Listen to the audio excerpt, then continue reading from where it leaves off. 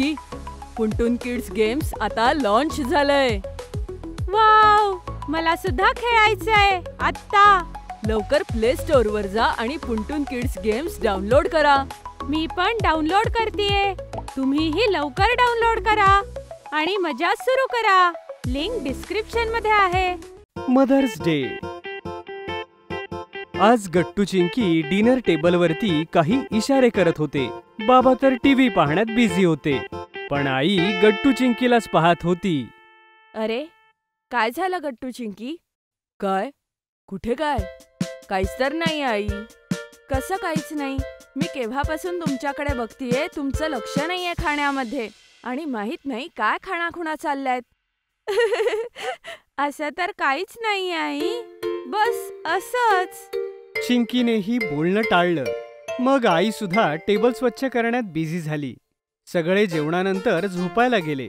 मध्यरात्र होती आणि गट्टू किचन मध्ये पाणी प्यायला जातो. आई बाबा दोघंही झोपलेत. चल चिंकी. पण गट्टू, आपण इथे बोलायला का आलोय? आपण आपल्या रूम मध्ये सुद्धा बोलू शकलो असतो ना.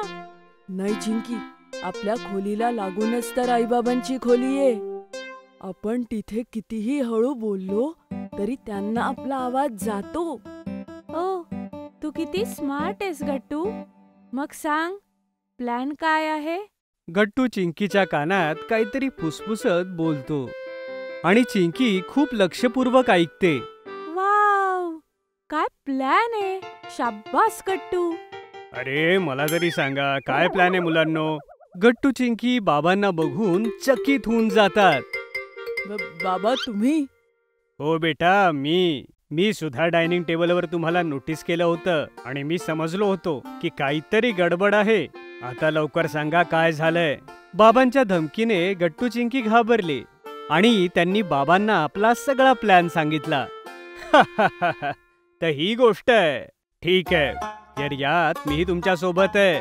गट्टू, चिंकी आणि बाबा मिळून काहीतरी प्लॅनिंग करत होते जी आईला माहिती नव्हती. दुसऱ्या दिवशी तिघेही लवकर उठून तयार झाले. अरे हे काय, आज तुम्ही तिघे इतक्या लवकर कसे उठले आणि उठल्याबरोबर तयारही झाले? काय झालंय? मला गट्टू चिंकीचं नाही माहित, पण मी ऑफिसला जातोय. ऑफिस? रविवारी?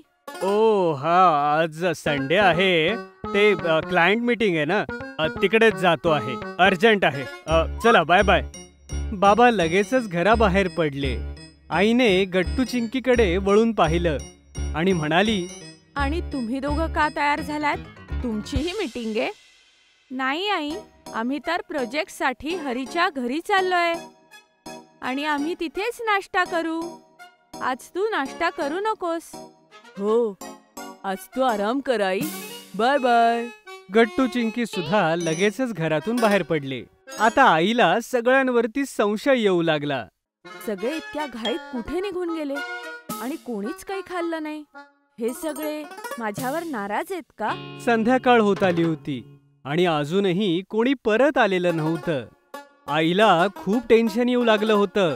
जरा हरीच्या घरी फोन करून विचारावं, हे गट्टू चिंकी अजून परत आले नाहीयेत. आई गट्टू चिंकी बद्दल जाणून घेण्यासाठी हरीच्या घरी कॉल करायला चालली होती की तेवढ्यात तिचं लक्ष समोर ठेवलेल्या बॅगेकडे गेलं. ती बाबांची ऑफिस बॅग होती. हे काय, ही बॅग तर इथेच ठेवून गेलेत. गट्टू चिंकीचे बाबा ऑफिसच्या कुठल्याही कामासाठी जात असतील तर आपली बॅग नक्की घेऊन जातात. अरे काय चाललंय काय हे? आता गट्टू चिंकीला मीच घ्यायला जाते आणि माहिती करून घेते काय चाललंय ते. आई घर लॉक करून सरळ हरीच्या घरी जाते. पण जेव्हा ती हरीच्या घरी जाते तेव्हा दंग होऊन जाते, कारण गट्टू चिंकी तिथे नव्हतेच. काकू, गट्टू चिंकी तर इथे आलेच नाहीत आणि आम्हाला कुठला प्रोजेक्टही मिळाला नाहीये करायला. मला नाही माहिती त्यांनी असं का म्हटलं ते. मला तर आता खूप काळजी वाटतेय. माहित नाही गट्टू चिंकी कुठे असतील आणि त्यांचे बाबा सुद्धा फोन उचलत नाहीये. मी लवकर घरी जाते, कदाचित ते घरी आले असतील.